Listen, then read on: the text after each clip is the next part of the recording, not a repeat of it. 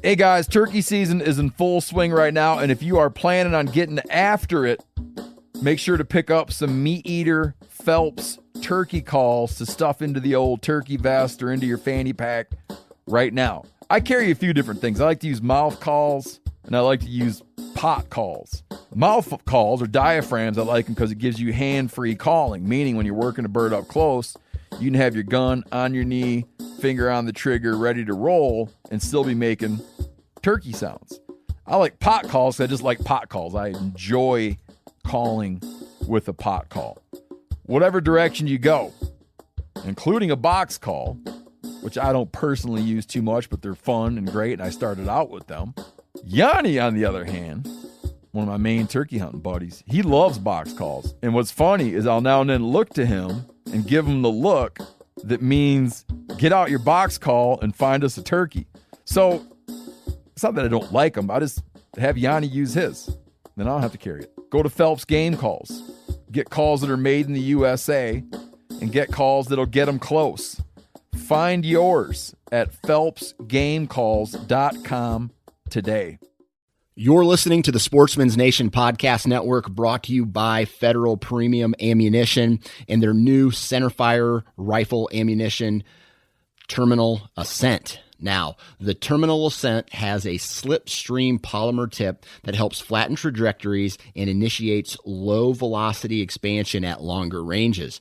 The Terminal Ascent gives you match-grade long-range accuracy in a bonded hunting bullet, and it comes in a variety of cartridges, including the 6.5 Creedmoor, the 280 Ackley Improved, the 28 Nosler, the 7mm Remington Mag 30-06, and the 300 Win Mag.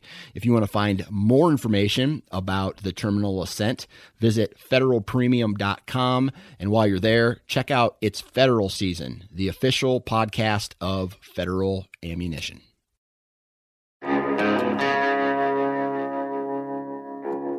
My name is Clay Newcomb, and I'm the host of the Bear Hunting Magazine podcast. I'll also be your host into the world of hunting the icon of North American wilderness, the bear. We'll talk about tactics, gear, conservation, but we'll also bring you into some of the wildest country on the planet, chasing bear.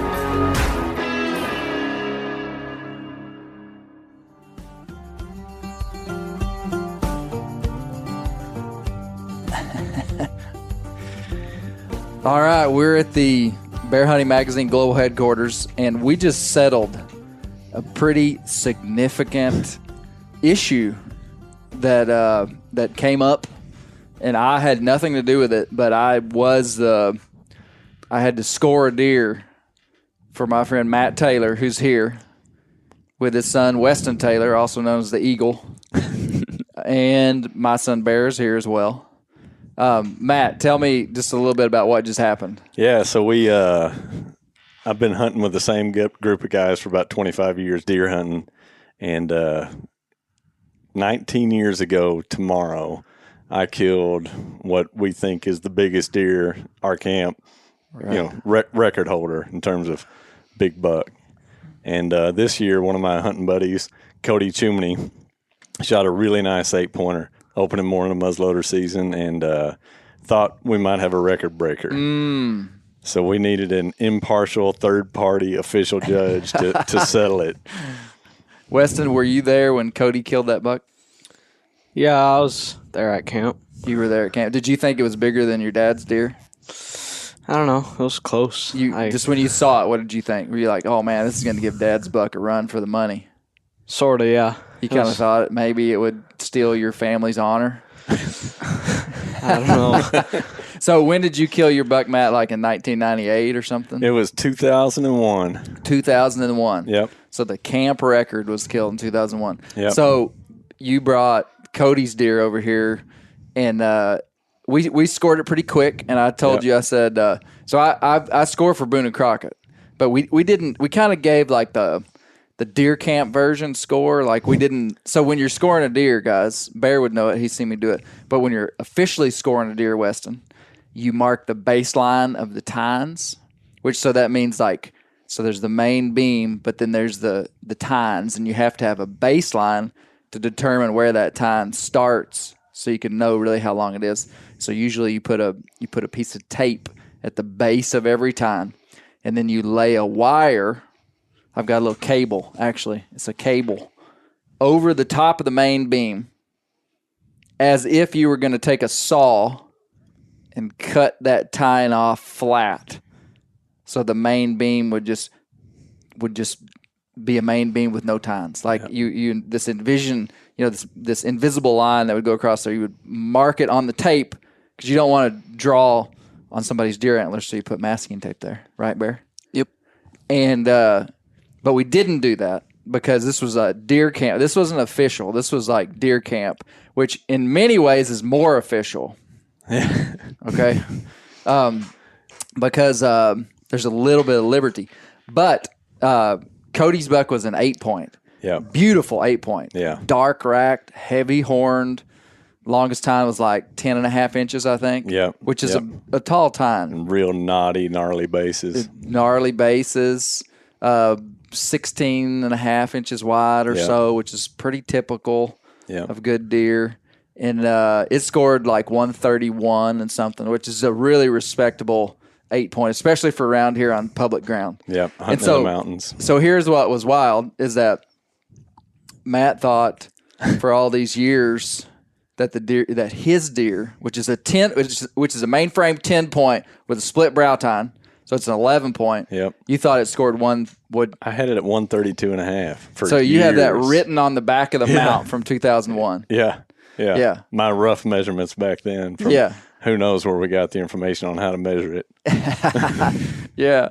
And so we just scored it, and it scored, what did it score? 141.5. 141.5. This was like a surprise. So this is like, this thing's been on the wall for decades, not even been off the wall, almost 2 decades. Yeah. You pull it off the wall, and it's 10 inches bigger than you thought. Does this like change your life? A little bit. I feel a little more accomplished. These guys are going to have to work a little harder to beat this camp record. I know. I was hoping Cody beat it. Like, it's time. I'm with you. It's been too long for one record. We need something else to shoot for. It would kind of give the camp a little bit of momentum to think that the record had been broken. Yeah. It's kind of like the world record typical whitetail was killed in, I think, 1994 up in Saskatchewan by Hansen, who, golly, it's been so long. See, that's just it. It's been so long since the world record whitetail, Milo Hansen, that's his name. It's been so long since the world record whitetail hit the dirt that we've forgotten the guy's name. Yeah, you don't even shoot for it anymore. It's just not achievable. Weston, were you going for a world record whitetail this year? Sort of. Yeah. Sort of. Hoping. Well, no, it would have given the camp some momentum, but I'm going to say that Cody's buck, you could find other categories like biggest 8-point. Yeah, it would definitely hit that.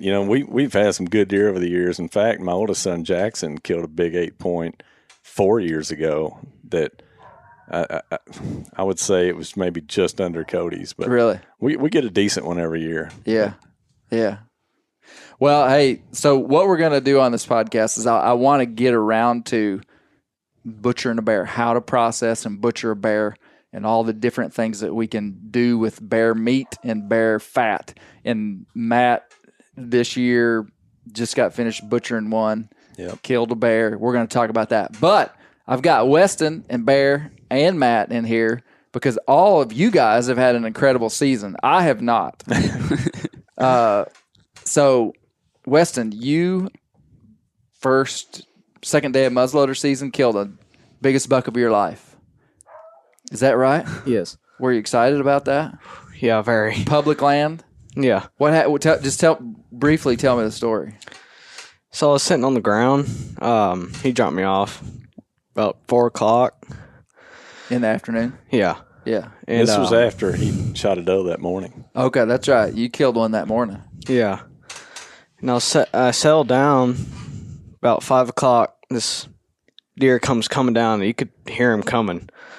And he starts to get closer. I'm getting ready, and I couldn't really see where he was until he started hook bushing. I hook bushing and see the tree just going back and forth. And I swear I was going in my bag to try to can call it towards me because I thought I saw it going away from me. but I thought I messed up. And Bear, give him some sound effects. I don't think that. Okay, go ahead. and Wait. Let me just cue you in how we're going to do this. When he says something, I need some sound effects. Like if he says hook bushing, like I think that's kind of a camp term these guys have. I need to hear like. Go ahead, Weston. okay. And he turns and starts coming right to me. And I don't know what noise to make sure that. He turns. Go ahead. And I lift up my gun and click back the hammer, and all I see is his head and his neck. I was like, this is the only shot I have. So I took it, and he went down just right in his tracks. Neck shot. Yeah, neck shot. Right in the white patch. No, it was like if I was an inch off, it probably would have missed it. Oh, really? Yeah, I got lucky. Okay. And went down. I was shaking real bad, trying to get the cap out, struggling. I finally got all loaded, waited a little bit, then I walked up on it, and it was big. Yeah. Big, nice public land 6-point. Yeah. Awesome. Weston had to sit there with that deer for 2 hours. We didn't have any communication in the mountains, and I told him I'd come get him at dark. Yeah. And I was walking in, and it was after dark. I had my flashlight, and I got almost to him, and I hear, "Dad, hurry!" I thought, oh, boy, something happened. I bet that was a long 2 hours, wasn't it? Yeah. Now, okay, so Weston killed a gobbler in the spring, too. It was your first gobbler. Mm-hmm. And then on the very same day, was it not? Yep. Bear and Weston are 14. You're 14? No, not yet. 13. You're 13. Okay. 13, Bear's 14. And you killed a gobbler. We got a text message from them on opening day of youth season, and we didn't even know they were going turkey hunting. Yeah, I think I texted you. I said, "Hey, are you home? We got something to show you." Yeah. And we were out turkey hunting. And anyway, Bear ended up killing one late in the morning. So Bear, y'all both killed gobblers, and then Bear, give me the like abbreviated version of your Halloween buck. Okay, so I got home pretty late at like 3:30 or something. Hey, West, excuse me. I need sound effects. Any action word, any verb. This is like English class. I need some sound effect, okay? Quality's not the issue here. Just energy, okay? This rings energy, okay? I need this from you, okay? All right. So it was Halloween day, and I got back from school pretty late, about the time I'd want to get in the stand. And so I got home, and I quickly got dressed because I knew that I wanted to go. So I asked River, my sister, if she could drive me over to this place. She could drive me over to this place about half a mile from our house. And I took a climbing stand with me. Okay, but you calculated the wind because I told you to go somewhere else. Yeah, the wind was out of the south, blowing north. And so I knew the stand where... you would call that a south wind. Okay, yeah, south wind. And that's something that maybe not everybody would understand, but a wind that's blowing to the north is a south wind. Yeah. So wind is categorized by the direction it comes from. Yep. And so I knew that the wind at the spot I was sitting would be blowing into a field where I didn't think that the deer would come from. Right. So I went and I climbed this white oak tree after trying to climb a shagbark hickory tree with a climbing stand. Oh, you didn't tell me that. You tried to climb it. Man, a shagbark hickory is not the kind of tree you want to climb in a climbing stand. I got like 6 feet up and decided that you were like, nope. This is not going to work. They're easy to come down. They're hard to go up. Yeah. Because the way the bark lays. Yeah, so I went to this like white oak tree, probably like 10 feet from it, climbed up it, got up probably at like 4:45, a lot later than I'd want to be up. Getting dark at 6:30. Yeah. Before time change. Yep.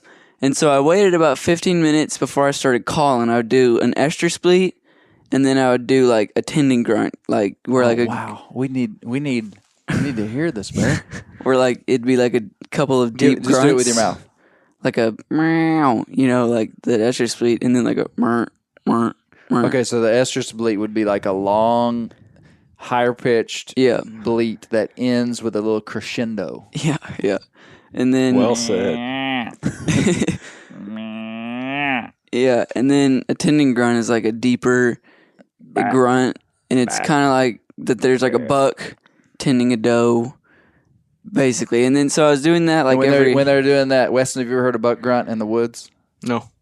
Yeah, they when they're with a doe that they're kind of like corralling and trying to, do what they do. He's like back. Just, like it's an incredible thing to hear. I've heard it, a few times, and it's just it's kind of like hearing a turkey gobble. It's like something special is happening. Yeah. And so I was doing that probably like every 15 minutes, about the time that like whenever I'd grunt, that like I would think if a deer hears this, it'll come in. But then I would wait until like whichever deer that would have been there would have decided to not come, basically. Right. So I was doing that probably every 15 minutes.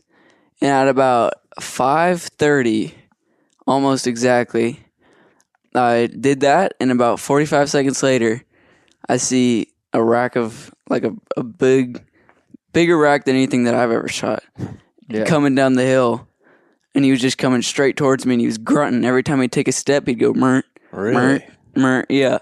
And he just walked right behind me, like perfect at 17 yards.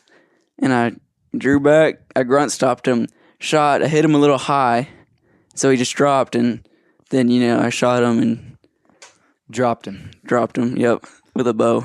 Nice 10-point. I was hunting somewhere else, and he texted me. What was funny, and this is kind of what you kind of live for in the fall, is that moment when things shift. Yeah. Because I'm in this stage of hunting right now where it just almost seems impossible. Like, I hadn't whitetail hunted this much in years. I mean, I've just spent an incredible amount of time in the woods, and I have yet to. I did draw my bow on a shooter buck, but that's it. I haven't killed one. And so you just get to thinking, like, this is just an impossible task. And then just all of a sudden, things change. Because I had texted Bear, and he was like, "You see anything?" And I was like, "No. Have you?" "No, nothing." Just like this pretty typical exchange we'd have. And then like 4 minutes later, big 10-point down. Yeah, it was exciting. And it was Halloween night, and a bunch of people were coming over to our house for a kind of a bonfire, and that made it all the more fun. Yeah. You'll probably once in your life kill a deer like at a time when like a whole bunch of people are going to be like coming to your. I'm being serious. Like, usually it's kind of a solo thing, and you share the experience with people after the fact or through technology, or you call somebody and tell them. It's pretty special when you kill a deer and you can bring back. I know at deer camp you guys would. I mean, you have that experience at deer camp. Yeah, I started to say it's incredible the parallels these boys have had this year between killing their first gobbler on the same day, and then this year both of them getting a good buck. And Weston had a similar experience on our way into camp. We use CB radios up there in the mountains, and I radioed ahead to the camp as we're coming up the mountain, and the guys answered. I said, "Hey, Weston's bringing another big one into camp. Get the hanging tree ready." And we got up there, man. It was real special. Everybody gathered around the truck, and they're high-fiving, and just a really cool moment. So Barry got to experience that too, I know. Yeah. Cool. Well, and then Matt, you've had a heck of a year. I have. We were just going through, like, give me a overview of how your year so far, and then, but I want to get to the specifics of the bear. Yep, sure. But yeah, give me an overview. Yeah, well, the bear kicked it all off, really. Yeah. That was October 2nd. We went and hunted that bear and got it with a bow. That kicked off the season. Man, that I guess we'll talk more in detail about that later, but Weston and I and our buddies, we all camped the week of muzzleloader season. It's a big week for us, and we went down there, and my oldest daughter, June, is 6 years old, and she came with us this year for the first time, and Saturday and Sunday we didn't see anything. Weston got his 2 deer on Sunday, and then Monday morning, June and I got a 7-point buck together, and so that was pretty incredible. The next morning, June, Weston, and I all hunted together, and we had Weston set up on a hot trail, and a nice 9-point came in behind June and I. I wasn't expecting it to come from that way. There's no way Weston was going to see it, so I had to do the shooting, which I sure hated to do, but Yeah. but I got that one. So we killed bucks 2 days in a row. Nice. So had a bear and 2 bucks at that point, and then later that week I was still hunting with a muzzleloader, still had doe tags, and got a bobcat, which I've been trying to kill a bobcat my entire life. I've shot at them. I've never gotten one until this year. So that kind of came together. And then this past weekend, Weston and Bear and I went back to deer camp. They were able to hunt with rifles, youth gun youth hunt. season. And I took my bow, thinking, still after a doe. And Saturday evening, right before dark, a big wild hog came through, and I was able to get him. So a bear, 2 bucks, a bobcat, and a hog. Wow, man! And this hog was quite the ordeal. You don't have to go into all the details, but you shot this hog right at dark. Yeah. And y'all trailed it for. Now I've kind of mined this story out of all of you individually, and I pretty much come to the same story, so I know you're not lying to me. But the collective idea is that trailed this hog close to a mile. That'd be my guess. Yeah. I know walking hard back to the truck up a creek bed took us probably an hour. Yep. Really? Yeah. Wow. So, and we're trailing this thing, crawling through briars, after this big wounded boar. No weapon, flashlight in one hand. Yeah, y'all went in and weren't really prepared to. No, we're just going to retrieve my arrow. I thought I missed it. Oh. So we went in totally unprepared. And so by the end of it, we trailed it. We got a knife in one hand and a flashlight in the other, not knowing what we're going to walk up on. But we eventually did find him. Well, and so go ahead and tell kind of the end of the story. You give up on the trail. Yeah, he made it to a field, and there was 5 of us looking. 2 of my buddies, Russell and Cody, and then me, Bear, and Weston. And Russell and Cody were going to go on ahead and try to figure out where we were, because we'd lost our sense of direction. Moon hadn't come up yet, middle of the night, and they're going to try to find. They think they know where a road is.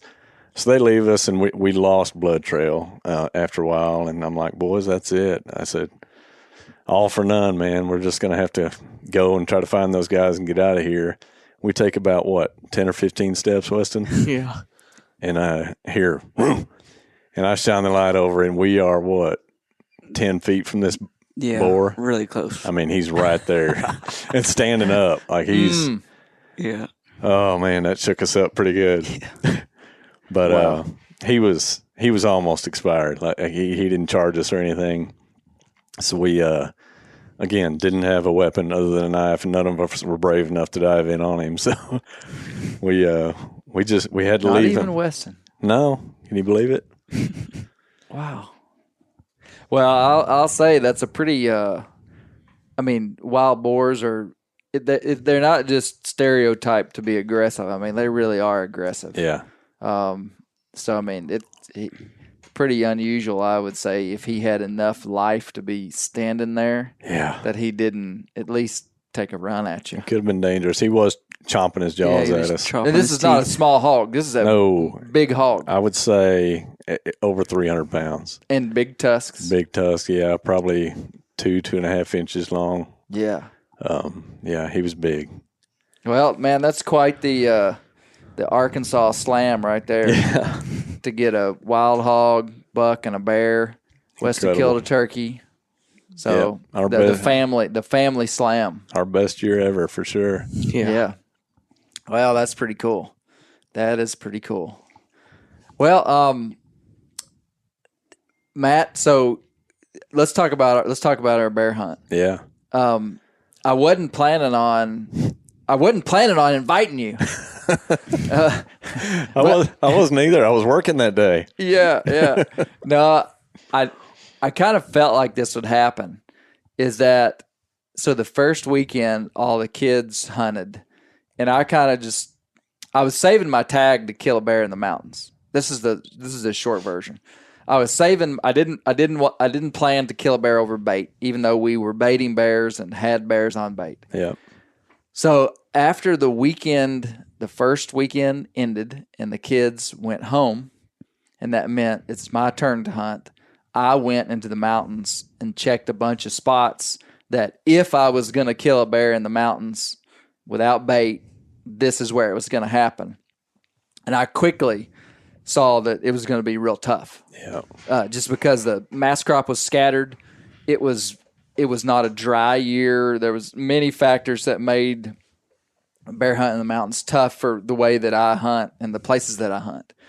So I spent a day and a half hunting the mountains and pretty much ran all my little traps, and so it came to be Monday, and there had been one spot, and if anybody follows Bear Hunting Magazine stuff, they would have seen the video we did with River, the mule bait. Yeah. Where she it was a video called River's Bear on Bear Hunting Magazine YouTube, and we had this private land. We can only hunt bait bears on private land in Arkansas, and so we've got a piece of private land that you can't get to with a vehicle, essentially.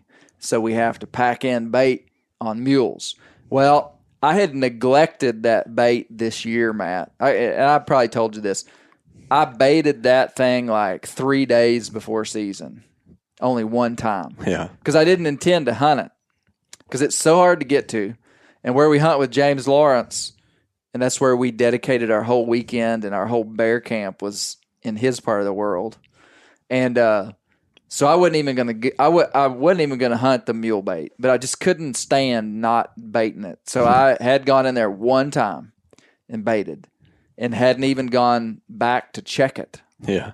Let me think of the sequence. Yeah, no. That's not true. I didn't bait it at all. I didn't bait it. No, I baited it twice. I'm sorry. That is exactly what happened. 3 days before season, I baited it. Didn't go back in there. Went to the mountains. Decided I wasn't going to kill a bear in the mountains. And I thought, well, maybe I'll go kill a bear at the mule bait. But I'd only baited it one time 3 days before. And I knew how all the bears were responding on our other baits, which was pretty poor. Yeah. On years when there's good mass crop, the bears don't respond to bait that well. So I knew that at the mule bait, it would probably just be average. And I just, I knew I wasn't going to, the only way I was going to shoot a bear over bait this year was if it was going to be a real nice bear. Well, I figured I'd go into the mule bait, and just law of averages and having baited and hunted a lot, the chances of killing a really big bear on October the 2nd were slim. And I didn't have any intel, but I wanted to be a part of a bear kill up there, and I just thought it'd be a shame for me to let a nice bear walk by just because I didn't want to kill it. Yeah. And so Matt works a real job, and I called you. Did I call you the morning of? Yeah, you sent me a text at like 9:30 that morning. Hey, going bear hunting at 11 o'clock. Want to go? Let's see. I can't. I've got too much to do. Yeah, sure. Hey, that is why I texted you, because I could have sent that text to a lot of people at 9:30 in the morning, and they would have been like, thanks for the invite, Clay, but I can't do it. Yeah. And I would have been like, check, I'll remember that for the next 10 years. Yeah. And I just had a feeling. I had given you a tip the night before, though. Do you remember? Yeah. I said, what are you doing tomorrow? I got, kind of a cryptic... What are you doing tomorrow? And I'm like, where's this going? Does he need help moving furniture? I'm not afraid to say that sometimes it's hard to get me to commit when it comes to hunting, because, the scenario changes constantly. Yeah. And I had the thought the night before, ought to invite Matt to go up there with me. Like, that just crossed my mind. Yeah. And so, many variables. Well, I wonder if he could go. I figured you'd want to go, but it's like, I wonder if he could go. So I was just like, What are you doing tomorrow, Matt? Because Yeah. I mean, I'm thinking maybe I ought to go to the mountains and hunt on the mules. Maybe I ought not to even go up there, you know. Yeah. And so anyway, I sent that text, and then finally at like 9:30 the next morning, I was like, I'm going to the mountain, and I want to bring somebody. Yeah. Or not just somebody. I don't just take somebody. I mean, I wanted to take you. Yeah. And so I was like, hey, I'm leaving at 11 if you want to go kill a bear. Oh, and I was very upfront about our deal, was I not? Not exactly. I don't think you presented the deal until we were on the way down. Are you sure?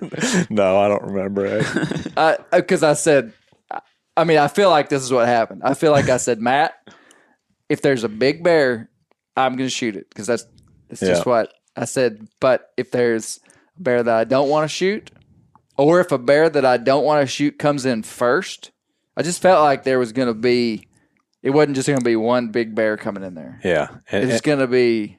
And to give some context to this, I was completely cool with that because, man, I killed a bear back in 2005, just incidental. I was deer hunting and got a bear.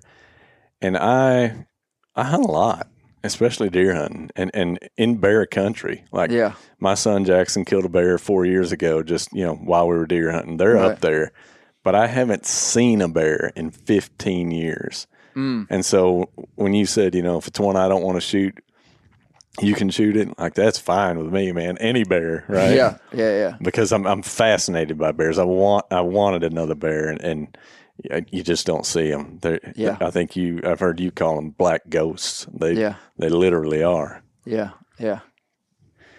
Well, I knew you'd be okay with that deal. Yeah, and, for sure. And I knew that it probably leaned towards your favor because I knew what I was after we'd have to been it'd been pretty good fortune for me to go in there and shoot I was probably looking for a 350 pound plus bear. Yeah.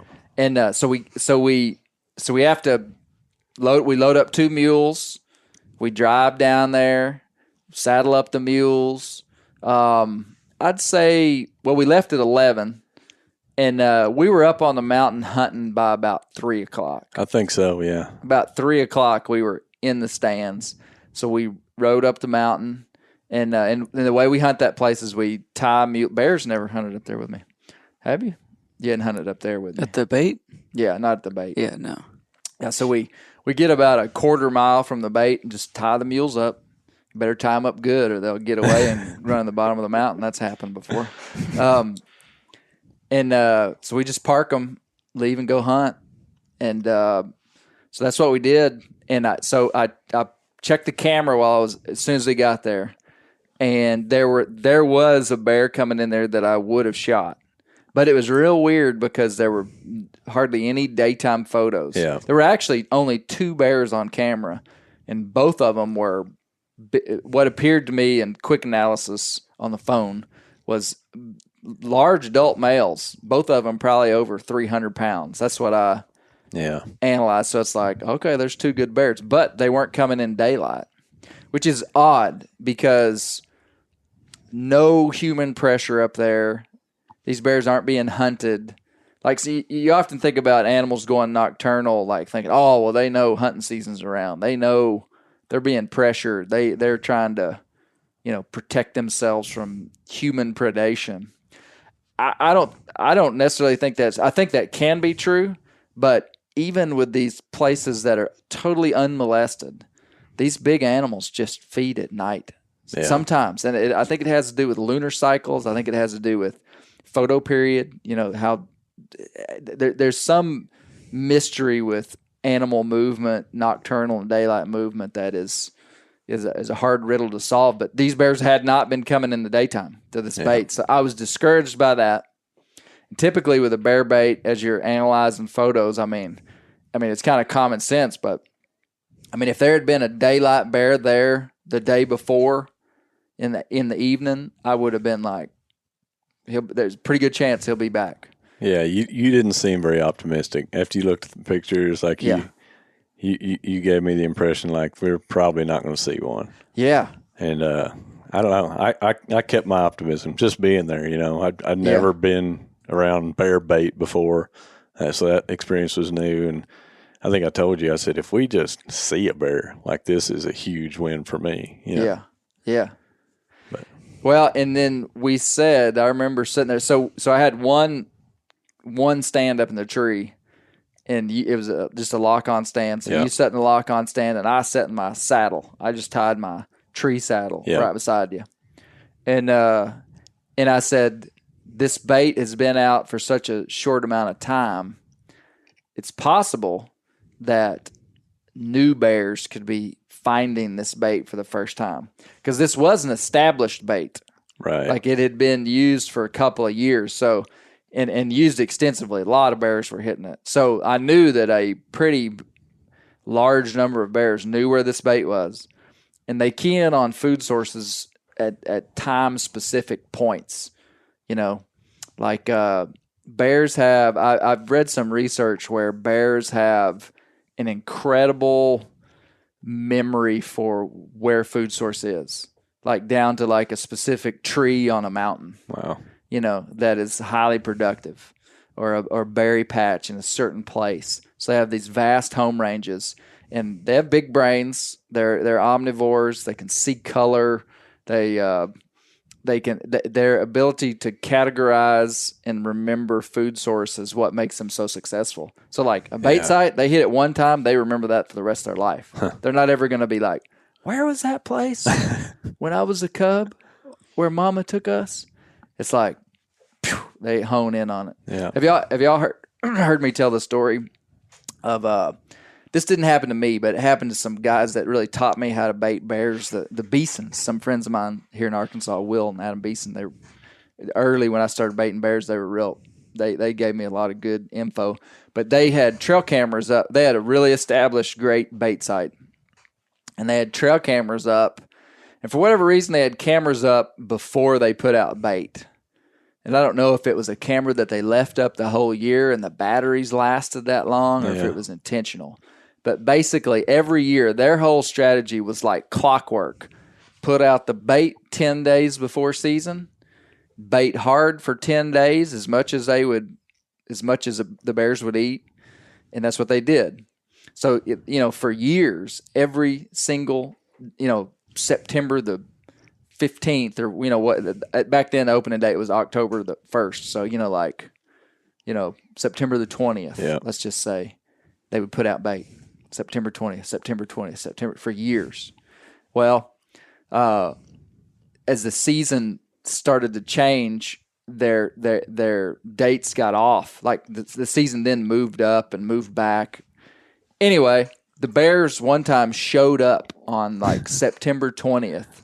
They knew it was time for the first time, and there was no bait there.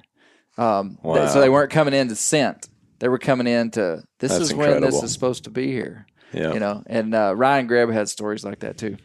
But so all that to say, I said there could be new bears still finding this bait. You did.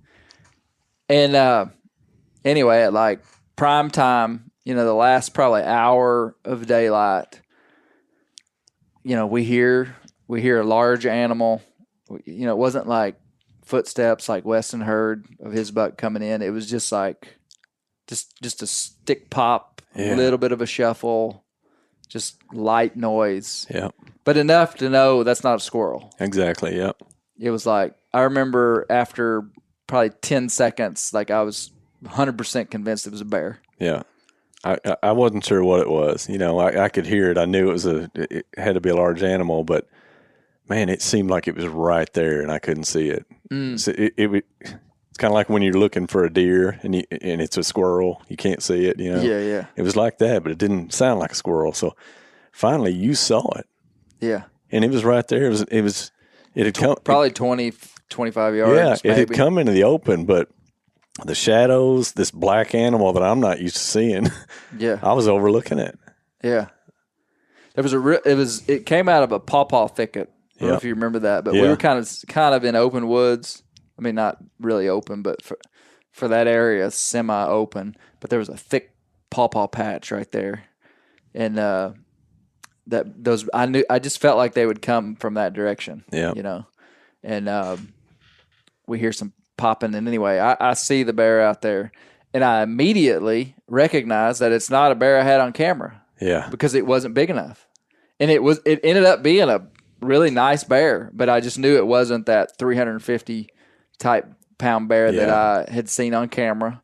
And at first glance, I was like, this is a bear for Matt to shoot. Yeah, you immediately, I think that's what you whispered to me when I was like, oh, it's right there. And you're like, that's your bear. Yeah. I was like, what? Are you sure? That thing's big. And man, that bear.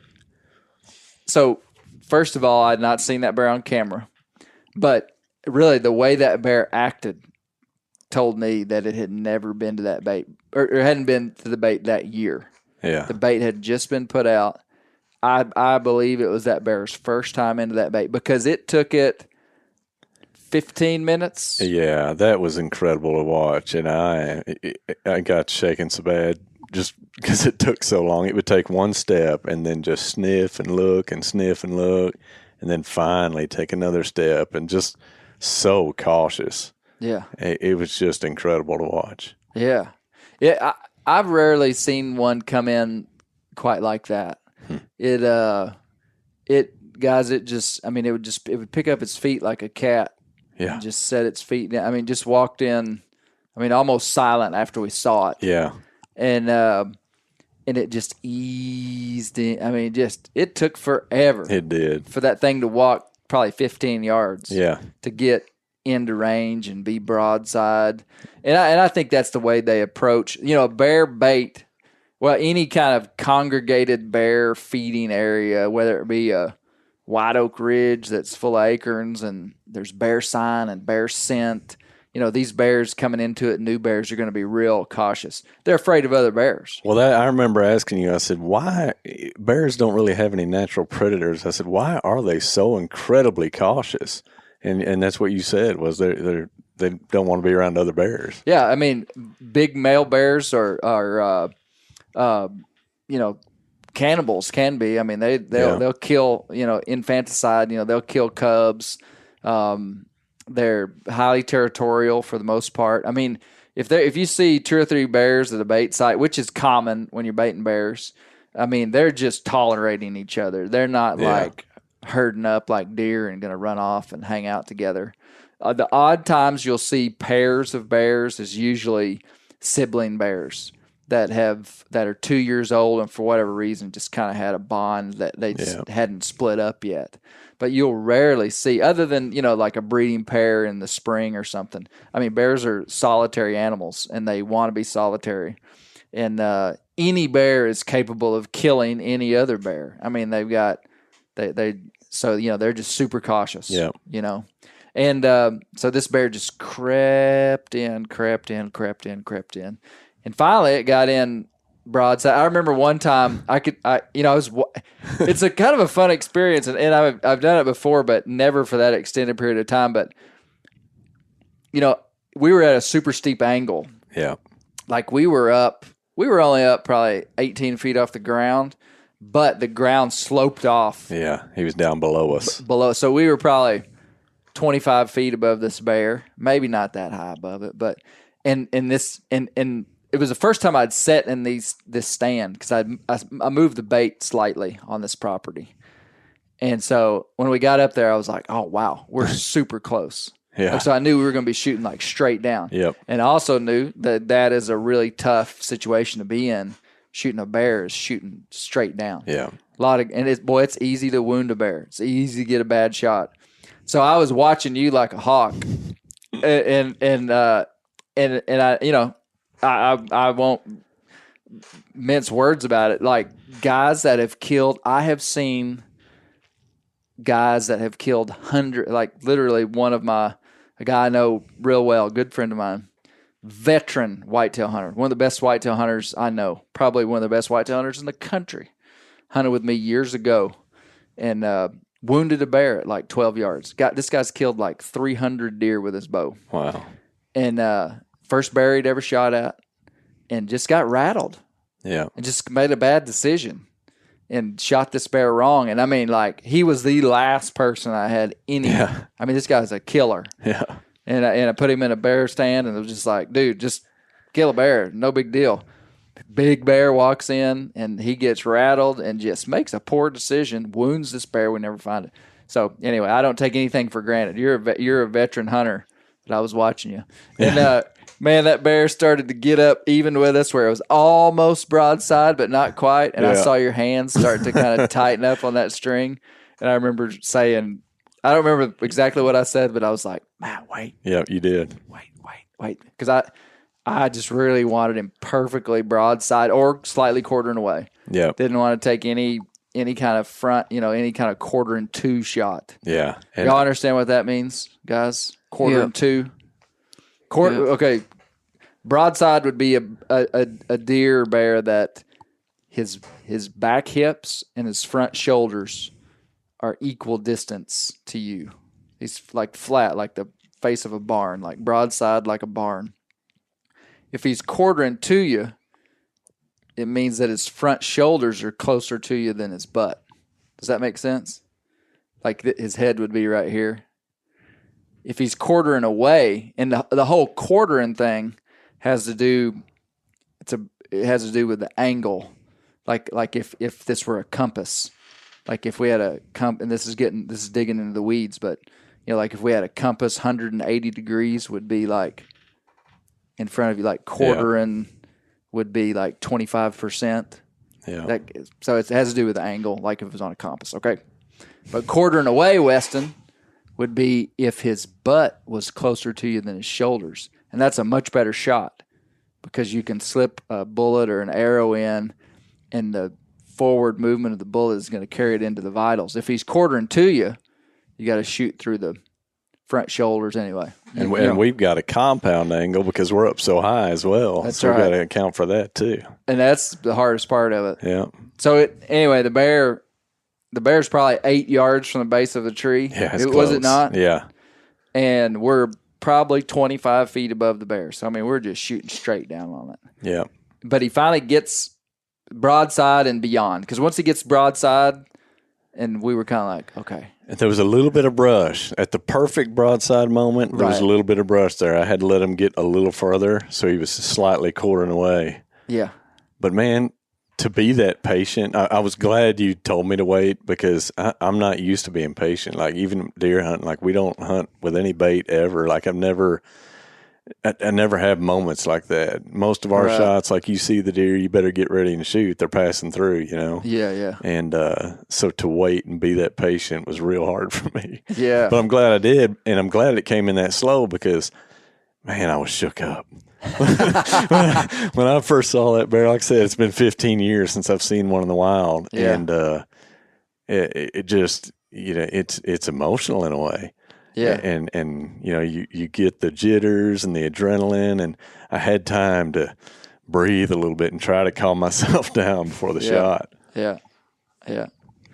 Well, you drew back, shot, hit him kind of, where'd you hit him? High in the shoulder? Man, right really where I wanted to. And it was weird. I've heard listening to your podcast and reading Bear Hunting Magazine helped tremendously because you talk a lot about shot placement and how you even talked about you don't see the defined shoulder like you do on a deer. Right. And I had all that in my mind, and it's absolutely true. I look at that peep sight, and all I can see is black. Yep. And like shooting at a 55-gallon trash bag blown up with air. Yeah. Just like it wasn't like just obvious where that shoulder is and what you're even shooting at. I had to kind of look back out of my peep and get back and settle in and get comfortable.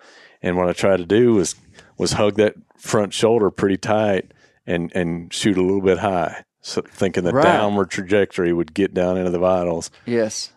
And that's what we did. I released the arrow. Bear gave out a moan and went down. Yeah.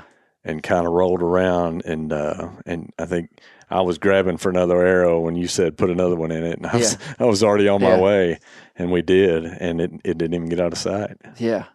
Well, it had to, that high shoulder will just drop them too. Yeah. So it either clipped the spine a little bit, or that high shoulder. But it passed through though, didn't it? It did, yeah. Somehow, and it may have clipped something in that spine. I'm not real sure. It didn't stop the arrow, but yeah. It. Man, you know what I call that? I call that getting blacked out. Yeah. When you look through your peep sight and all you see is black. Yeah.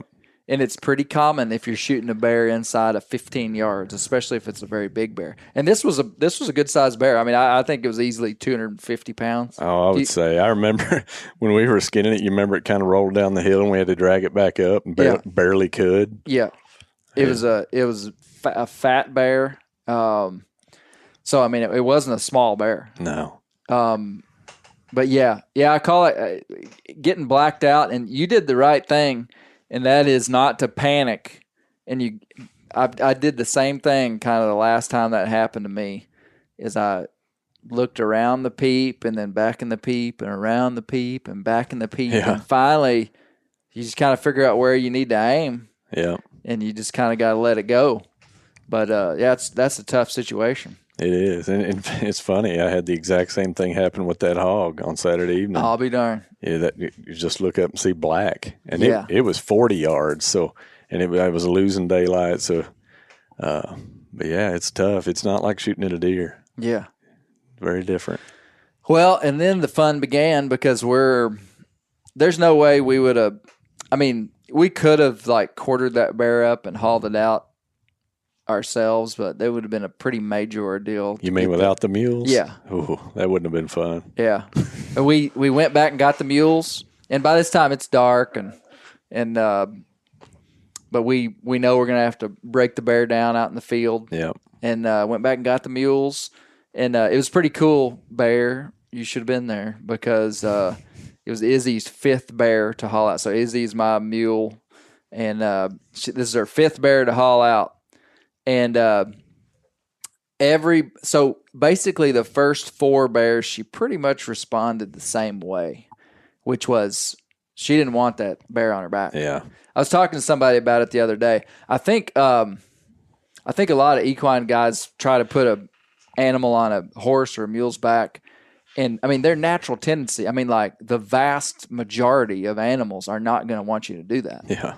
And so they're going to throw a fit. They're going to be scared. They're going to respond in a flight response. No, I don't want something bloody and strange or a predator on my back.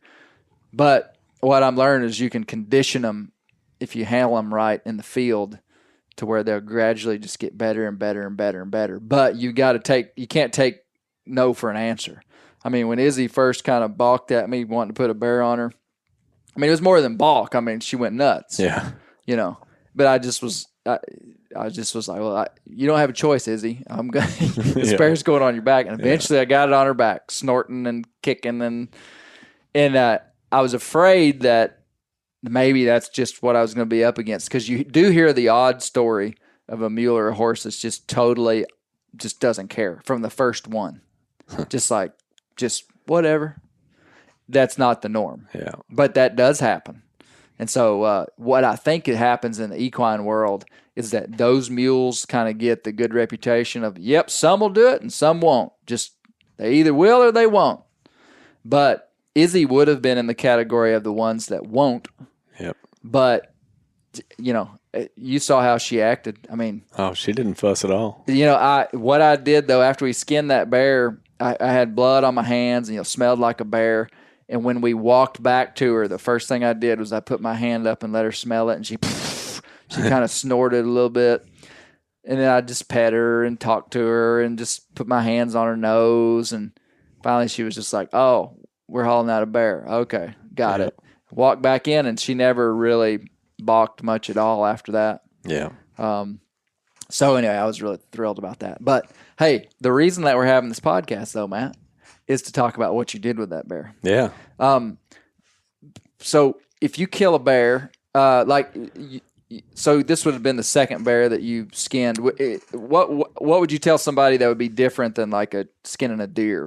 I think one thing. Well, we skinned this one on the ground after dark, but prior to that, the last one I skinned was the one my oldest son killed. Yeah, Jackson 4 killed years one. ago. Okay.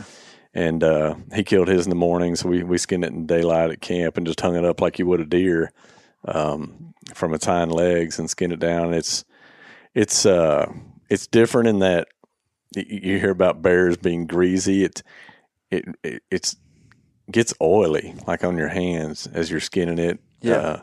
It gets real oily, and that's different. But other than that, we skint that one just like you would a deer. Just skin it down. And what's different about how you and I did it is, for one, skinning it on the ground, but then two, we harvested the fat.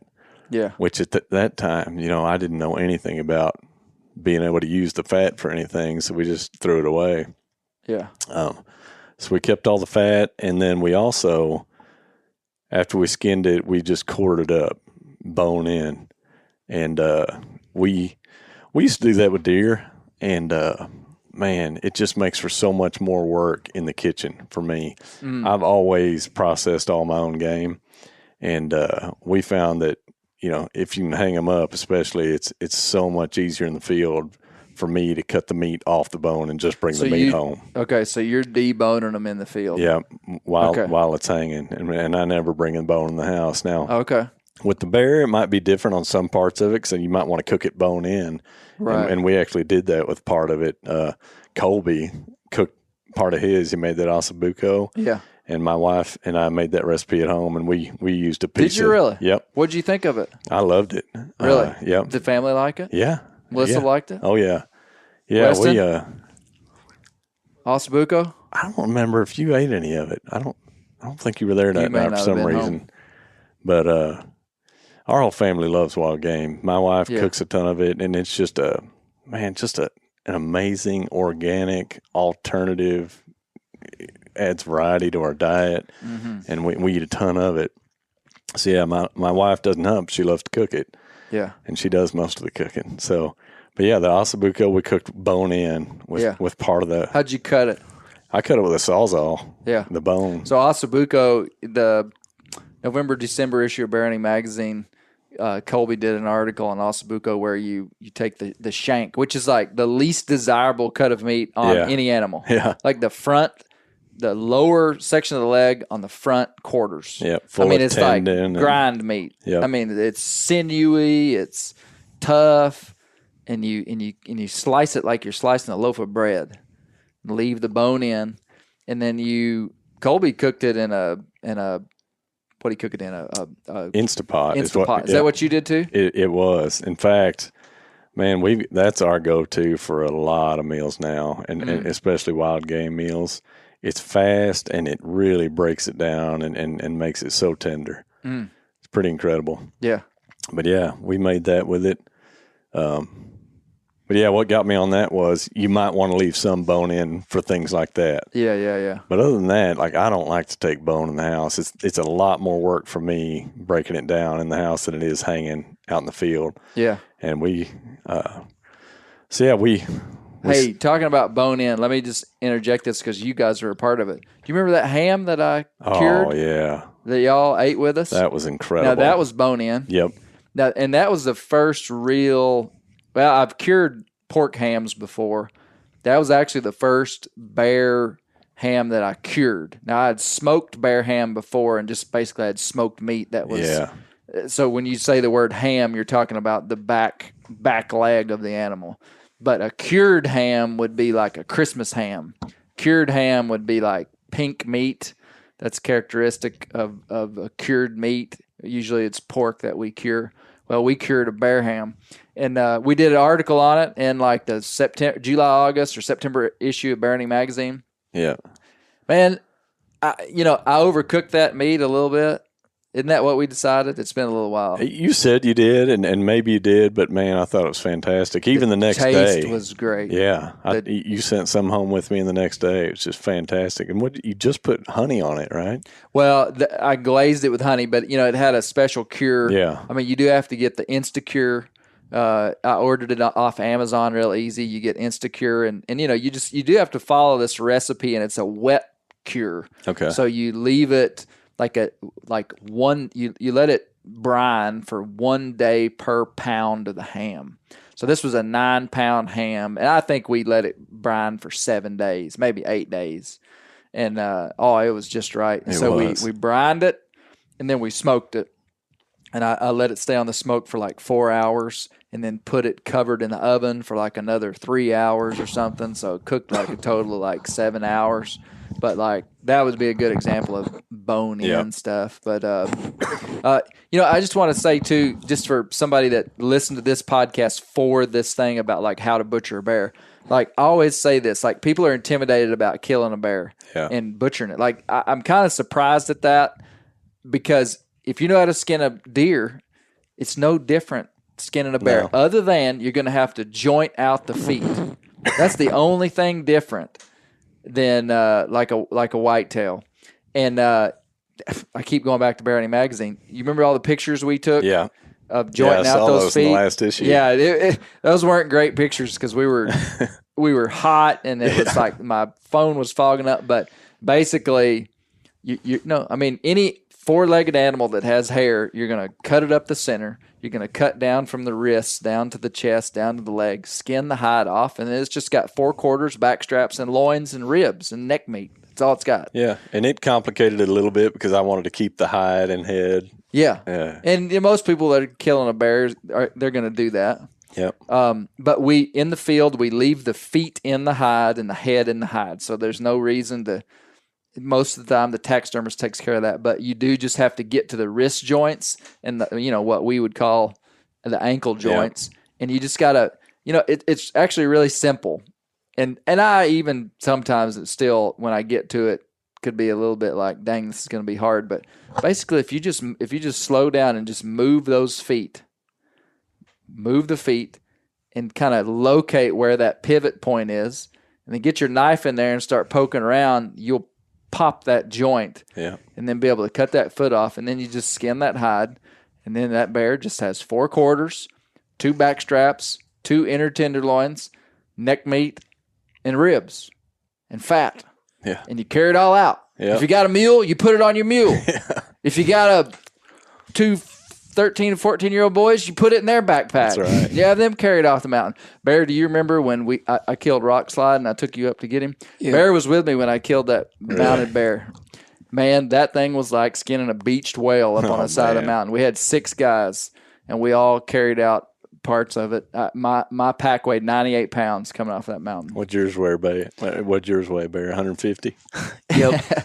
Bear would have been like, it was 2013, so how old would you have been? That was 7 years ago. Like 8, I think. Okay. Total derailed, but I got to say this because I remember it. Man, we were coming off the mountain in the dark at a 98-pound pack, and I was carrying my gun too. And it was dark, and I had my 7-year-old son with me. And we had to cross a pretty fast-flowing creek. And I remember Bear was in front of me where it was dark. And, we're just like, I'm just running off adrenaline. I'd been up since way before daylight that morning. Now it's way after dark. I've killed this, what we believed was a 500-pound bear. just like this incredible day. We're coming out of the woods, and we come to this creek. And I'd carried him across on the way there. But now I got a 98-pound pack on. And I just say, Bear, cross that creek. And I could see him getting nervous and kind of like not really knowing how to do it. And, man, I just grabbed him up by one arm and just stormed across that creek. And I just remember thinking, adrenaline is an amazing thing. Yeah. Because there's no way I could have I felt like I could have done that if I'd have been, like, in my right mind. Like, because, I don't know, he probably weighed 40, 50 pounds at that time. I don't know. Maybe not. So, anyway. Sidetracked, but that was a good pack-out story. Yeah. So, what are you going to do with your bear, Matt? So we've eaten, I think 4 meals, I think already. So we had the ossobuco. We ground a lot of it. Yep. And then ground bear meat is incredible ground meat. Oh yeah, we had chili one night with it, which fantastic. We had we had bear stew the other night. How good was that, Weston? That was really chunks good. Or ground? Yep, chunks. Just so like stewed up chunks. Yep, and my wife cooked it in the Instapot, and she just cooked it first in the Instapot, seared it in the Instapot, real good with some oil. I'm not sure what she used. If it was some sort of oil that would stand a high temp. Seared it really good, and then worked her magic from there. Man, just put everything in it. And cooked it in that thing for a while, and it was incredible. And then the other meal, that shepherd's pie we had was bear, wasn't it? Yeah. What'd you think of that? I thought it was really good. Yeah. What? Okay, so this being, how do you handle if somebody says, "Hey, Matt, what about trichinosis?" I would say, from all the research I've done, which a lot of it's been from education from you. I know Ranella did a thing on it where he actually contracted it, right? Right. And just to be careful, just use common sense, clean all surfaces, but then just cook it to, I think, 144? It dies instantly. Yep, you nailed it. And if you cook it for a long enough period, you don't even have to get to 144, right? You nailed it. So few people. I mean, that data that you just said is what I got off the government website. Yeah. I can't even remember what it would be. The CDC. I don't know. Is that what it is? USDA maybe. USDA. Yeah. That's and it was talking about pork because trichinella in pork. Yeah, it used to be a big thing. Trichinella dies instantly at 144 degrees, and it there's a gradual scale. So at 143, and I'm just making this up now, but just so you get an understanding, at 143 degrees for 3 seconds, it would die. At 142 degrees at 6 seconds, it would die. And it goes all the way down to, like, if you cooked it for, and I'm just making this up, so nobody go and do this, but for 3 hours at 120 degrees, it would kill it. Like, there's this graduated scale where it dies. So this idea that you just got to cook bear meat till it's black is just not true. Yeah. In most foods, we are accustomed to cooking to 165. Right. And I'm not suggesting you cook all your bear to 144. I'm just saying, go ahead and cook it to 160-ish, but you kill that trichinosis a long time before that. Yep, and that's what we do, and I have zero fear of it, honestly. Yep. I would have more fear of getting salmonella poison from something I buy at the store. Yep. But the only difference in what we do with deer meat and bear meat because of that is with my deer tenderloins, I cook them kind of like a steak on the grill. Yeah. And we'll rub olive oil on them, put salt and pepper on them, just sear them really good and leave them pink in the middle. Yeah. I won't do that with bear. Right. But other than that, man, anything we use deer meat for, we use bear meat for. Yeah. And so you would ground meat. Do you go ahead and cut it up into steaks before you freeze it? I don't. What I left was, and I think I labeled them bear hunk. So just like a hunk of clean meat off the backhand. Okay, and then so you'll thaw it out, and then you'll cut it up into stew meat, cut it up into steaks, exactly. cut it up into whatever. Yeah, we can decide later what we do with it. Okay. And that's how we did that. And there's obviously a lot of ways you can freeze meat. A lot of people use the vacuum sealer, or I used to use just Ziploc bags. Past few years, I use freezer paper. Okay, so you don't even put any kind of plastic or cellophane or anything? Nope. I wrap it in freezer paper, tape it up good, and I just make sure I eat all my wild game before the next season starts, and I've never had an issue. Yeah. So, I like to cut my meat to its finished product before I freeze it. It's just a preference, so that I can just pull it out. So, we killed some deer in the last 10 days, and Misty's been wanting cubes for. She just does a lot of stuff with just cubed meat. Yeah. So I went ahead and cubed everything. I made roasts. I made tenderloin. Now, the tenderloins I would cut into sections, kind of like a serving, like for a family. Yeah. Take a whole tenderloin and cut it 3 times and put it in a Ziploc bag. But I'm just using Ziploc bags. Oh, yeah. I'm pretty old school. I'm sure I'll end up getting a vacuum sealer pretty soon, just because that's the trendy thing to do. I used one for a while. I just didn't like it. Some of the seals wouldn't take, and it just this Kinda contraption that you're fighting. Really. I So like you were freezer there paper. and went back. Yeah. Okay. I went from Ziploc to vacuum seal to freezer paper. Matt, you're kind of an old fashioned kind of guy. A little bit. When y'all told me that y'all are back in the boonies the other night and didn't have Onyx, I was like, this is a real woodsman. It's either a real woodsman or just somebody real frugal.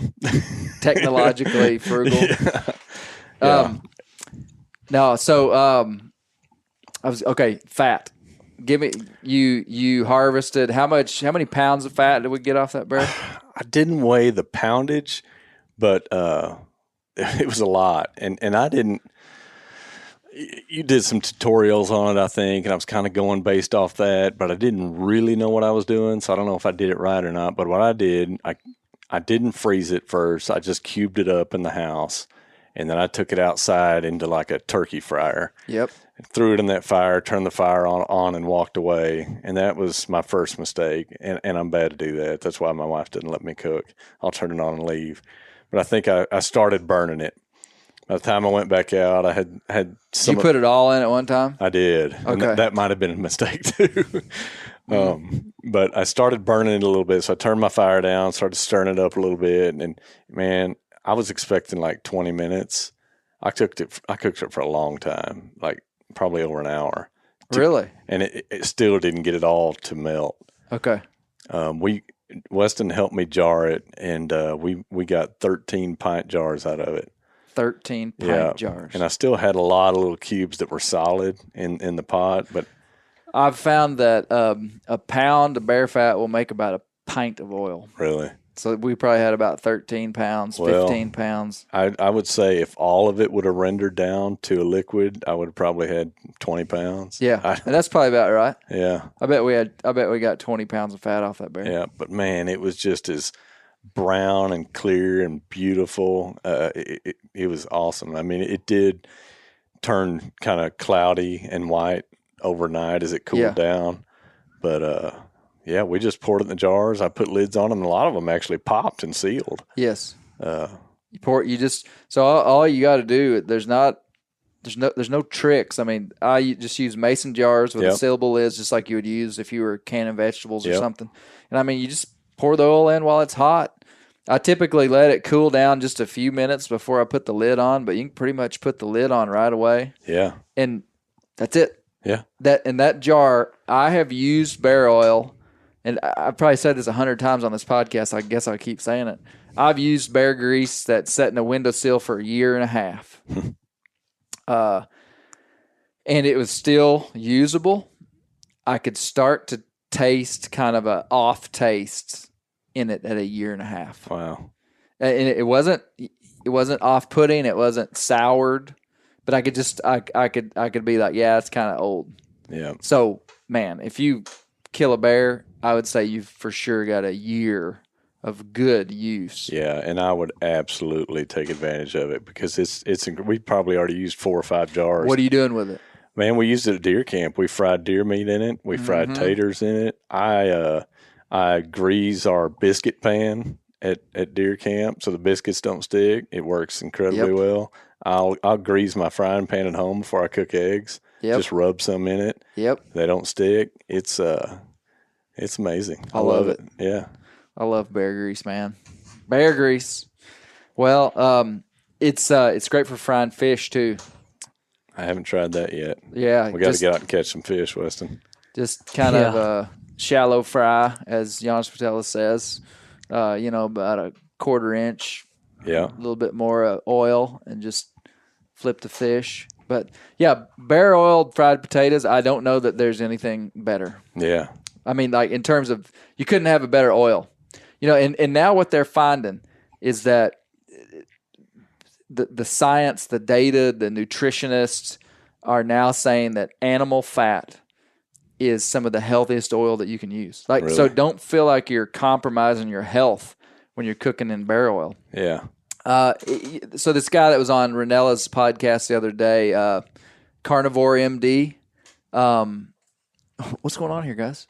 They're throwing hand signals. They're getting antsy. Yeah, y'all can go play basketball here in a minute, but just wait. A guy named Carnivore MD. He's a medical doctor, and he's doing some experiments on eating only a carnivorous diet. Really? And he says that there are certain things about animal fats that are actually more healthy than even olive oil. Wow. Because, like right now, bar none, like if somebody's listening to this and they're still using like a lot of the time using canola oil and vegetable oil for frying, I mean, you're just killing yourself. I mean, like, and that's what we like always poison. used at deer camp. Yeah, and once or twice a year, I'll still use it just because Yeah. Sometimes you have to. It's easy.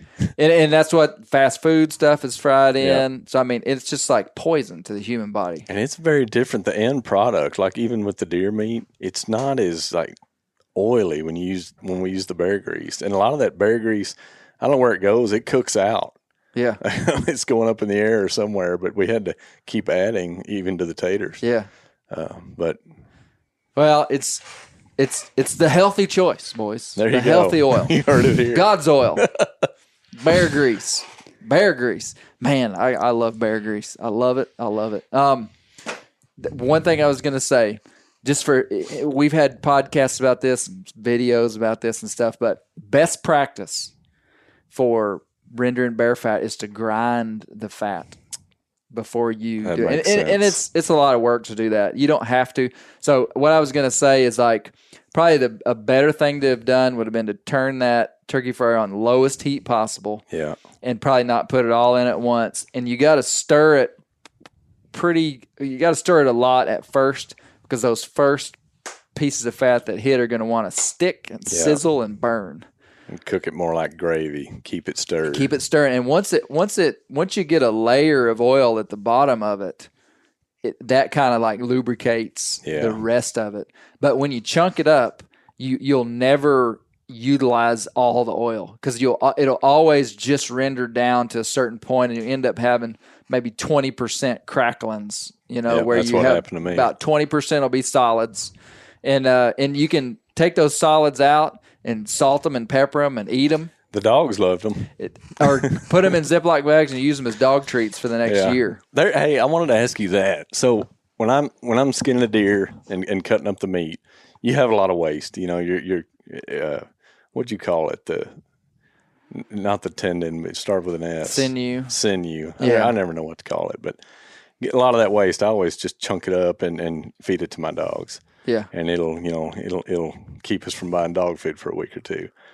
I didn't do that with the bear because I wasn't sure about the trichinosis going to the dogs. Yeah. That's a good question. And I don't have a scientific answer. I know that my dogs have eaten bear meat. Really? And show no symptoms of anything in distress. If you and I ate raw bear meat and got trichinosis, we'd get sick. Yeah. But just like that bear, for whatever reason, a bear can carry trichinosis and it not affect him. Yeah. I mean, because he's not. I've never heard anybody speculate on like what that parasite actually does to that bear. But the healthiest bears on the planet might have trichinosis. Yeah. So it's almost like they're a host, but they're unaffected. When we're a host, it kills us. Or, you're not going to die from trichinosis in 2020, but untreated, it could mess you up. So does it hurt the dogs? I don't think so. Okay. But I don't know why. I couldn't tell you why. Yeah, I probably wasted some then because all that. I'm going to research that. I mean, because my dogs have eaten bear meat, and maybe they've all got trichinosis, but they all still hunt and do fine. Yeah, may not matter. I don't know. That's a great question. But so anyway, best practice is to get that fat, cube it up, get the fat cold, and put it in the freezer for 30 minutes. Okay. And then grind it, and you'll get about a 97% efficiency rate in turning fat into oil. That makes sense. You'll have a little bit of crackling, kind of scuzz. Yep. Scuzz is the wrong word. I mean, just like, grains, you just because it's so finely ground. Yep. But that's best practice. But other than maybe approaching it wrong, it was super easy. Like I thought we'd have to strain a bunch of stuff out of it. Yeah. Man, it poured off just clean. I didn't have to strain it at all. Really? Uh-uh. See, I usually strain mine through cheesecloth. My wife's got a little, it's not a colander. It's kind of shaped like one, but it's more like a screen door would be. Yeah. That Right. And I used that, but it didn't catch much. And the grease just came out clean. Yeah. So awesome. Well, that's good stuff, man. Really utilizing the bear meat. I mean, we say it all the time, but I mean, there was a time when people didn't eat deer and they ate bear. They were like, they killed deer for their hides and bear for the meat, you know. I can see why. And it's funny because most people I talk to, like, you can eat bear? Yeah. Man, I prefer bear over deer. Yeah. I think it's more tender. It's just, we love it. This is a symptom of our society trying to push out the backwoodsman mentalities and ways out of the culture. Boys, we're bringing it back. We're bringing it back. All right? There was a time when a bear hide being salted and hanging on your barn was a status symbol. It's like having a Porsche parked out in front of your house. You drive by somebody's house, and you're like, oh, man, they killed a bear. Woo! They're going to be living high on the bear this year. The guy that didn't have the bear, we're like, man, sorry, I feel sorry for that guy. It's like driving past the guy that's, got like the 1992 Toyota Corolla out in front of his house. It's like, man, that dude's having a hard time. Yeah, I think when I grew up, it was big catfish heads. People hang That was the status symbol down in Southwest Arkansas. Yeah, people would hang them from road signs and stuff in front of their house. Yeah. Look what I caught. Hey, thank you guys. Weston, congratulations on those deer. Thank you. Bear, congratulations on your deer. Matt, congratulations on your deer and bear and bobcat and big wild hog. Thank you. Man, thank you for taking me. That, the whole adventure from riding the mules up that rugged mountain to seeing the bear, taking it, utilizing every piece of it. Like, what an incredible adventure. And I didn't have to do any of the work. You baited it and I just got You to were go. available. Yeah. Part of sometimes good fortune comes to those who've built their world in such a way that they're available. Yeah. Well, I told you, I said next year when it's time to bait, I'll go help you bait and not even hunt. I'll help do the work next time. Yeah. Well, I tell you what, here's how you can repay me. And you've already mentioned this, and I was going to bring this up, not on the podcast, but if you say stuff on the podcast, it becomes official. Oh, boy. Because then, like, other people hear it, and you kind of have to be accountable to it. Whatever you say. I mean, you could say no, but I need some help fleshing all these coon hides and the one skunk hide that you guys brought me. And You have to bring that up. I've got 2 bobcat hides, too. And a fox hide. We got 2 bobcat hides, a skunk hide, and a bunch of coon hides. Weston's got 1 or 2 coons in there. Yeah, that's right. think so. I was trying to remember why I had you guys chalked as ones that were going to help. It's because y'all got coons in there. Count us in. Deal. Yep. We need a good cold. It doesn't have to be cold, but just like a Saturday that's not hot. And not during hunting season. Yep. Probably in December. Well, we need to do it soon to beat all the guys to the tannery. Because all the trappers are about to start trapping and they're going to send their stuff to the tannery. I got big plans for my bobcat that I killed the other day. Yeah, big plans. Where did I hear? You going to make a hat? Yeah. Yeah. I'd love to see that hat. Yeah. I got big plans for those coons, too. That's for another podcast. Oh, boy. All right, guys. Well, do y'all know what we say at the end of the podcast? Do you know, Weston? No. You don't? Bear, you know. Keep the wild places wild because that's where the bears live. Nailed it. Nice.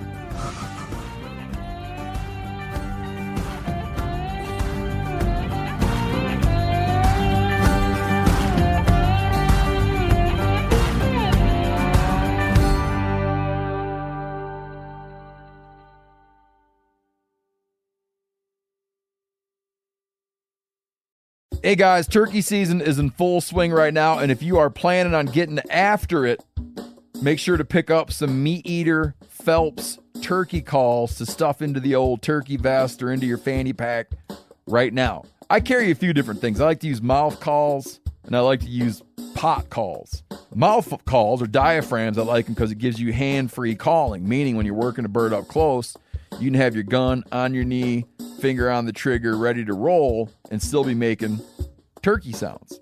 I like pot calls. I just like pot calls. I enjoy calling with a pot call. Whatever direction you go, including a box call, which I don't personally use too much, but they're fun and great, and I started out with them. Yanni, on the other hand, one of my main turkey hunting buddies, he loves box calls. And what's funny is I'll now and then look to him and give him the look that means get out your box call and find us a turkey. So it's not that I don't like him. I just have Yanni use his.